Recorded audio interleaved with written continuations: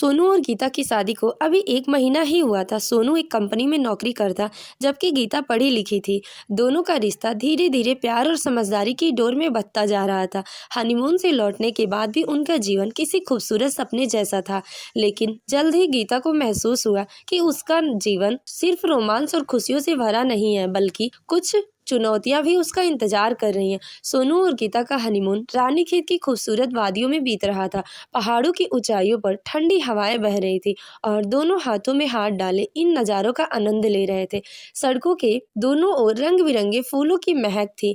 हरे, लाल, पीले और गुलाबी फूलों से भरे पेड़ पौधे किसी कुशल चित्रकार की बनाई पेंटिंग जैसे लग रहे थे। गीता ने कथई रंग का स्कर्ट और काले रंग का नेट वाला टॉप पहना था, जो उसकी गेरुए रंगत को और निखार रहा था। कमर तक लहराते काले बाल खुले हुए थे। उसकी गुलाबी ओठ बिना लिपस्टिक के भी खिले हुए लग रहे थे।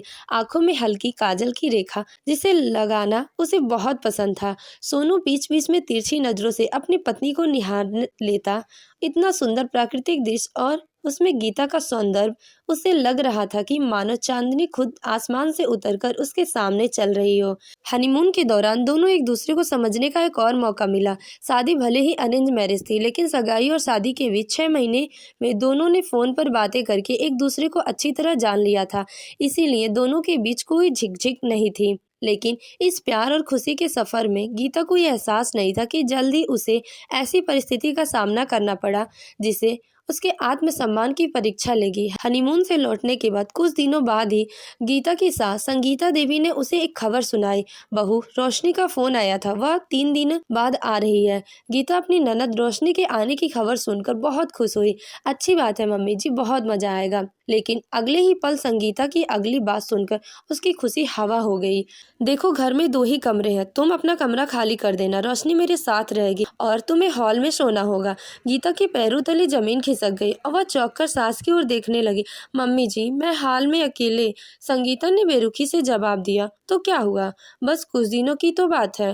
गीता को ऐसा लगा कि इस घर में उसकी कोई इज्जत नहीं है।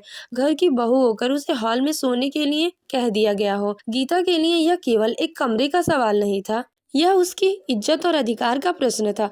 अगर आज उसने चुपचाप यह मान लिया तो आगे भी उसकी मर्जी पूछे बिना इसी तरह फैसले लिए जाते रहेंगे। शाम को सोनू जब ऑफिस से लौटा, वह समोसे लेकर आया था। गीता को आवाज लगाई, गीता इधर तो आओ, देखो क्या लाया हूँ। गीता को आंखों में आंसू थे, वह उस दिन खुश नहीं थी। सोनू ये देखकर घबरा गया। क्या हुआ गीता, कुछ तो बताओ, तुम्हारे आंखों में आंसू क्यों?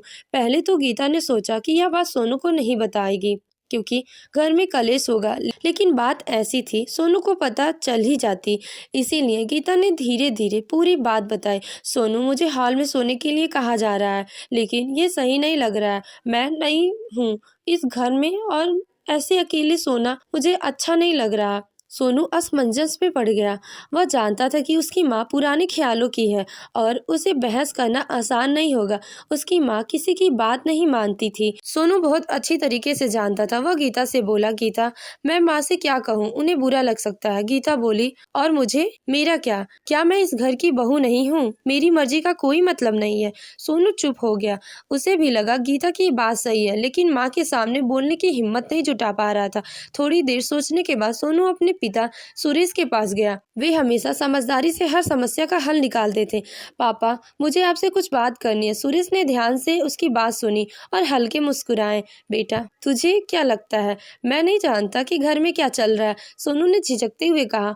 माँ ने कहा है गीता को हाल में सोएगी और रोशनी के साथ रहेगी। सुरेश ने गहरी सांस ली और गंभीर स्वर में बोला, बिल्कुल नहीं, बहू हॉल में नहीं सोएगी। तभी संगीता कमरे से आई और गुस्से में बोली, तो क्या हुआ अगर वह कुछ दिन हॉल में सोएगी? मेरी बेटी अपने घर में आराम से नहीं रह सकती। सुरेश ने शांत लेकिन सख्त लफ्जे में कहा। संगीता, नई बहू घर में आती है तो वह पहले ही कई एडजस्टमेंट करती है, लेकिन इसका मतलब ये नहीं उसे हमेशा समायोजन करना पड़े। सोनू और गीता को कमरा उनका अधिकार है, कोई भी आए लेकिन उनका कमरा कोई नहीं लेगा। संगीता देवी तिलमिला उठी। आप हमेशा मेरी बात काटते हो, बहू को सिर पे मत चढ़ाइए। सुरेश मुस्कुराए। सिर पर नहीं चढ़ा रहा हूँ, सिर्फ इज्जत दे रहा हूँ जो उसे मिलनी चाहिए। इस घटना के बाद गीता का रवैया पूरे परिवार के प्रति भी और सकारात्मक हो गया। उसने अपनी सास को धीरे धीरे अपने व्यवहार से जीत लिया।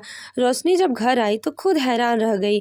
उसके कमरे को लेकर इतनी बड़ी बहस हो चुकी थी। भाभी, मैं तो मम्मी के कहने पर ही आपके कमरे की बात कर रही थी, मुझे तो हॉल में भी कोई दिक्कत नहीं थी। गीता मुस्कुरा दी। उसे एहसास हुआ कि कई बार बदलाव की शुरुआत किसी को आवाज उठाने से ही होती है, और आज उसने अपने सम्मान के लिए आवाज उठाई, क्योंकि रिश्ते तभी सुंदर बनते हैं जब उसमें सम्मान और समझदारी दोनों हो। तो दोस्तों, आपको ये कहानी कैसी लगी कमेंट करके हमें जरूर बताएं।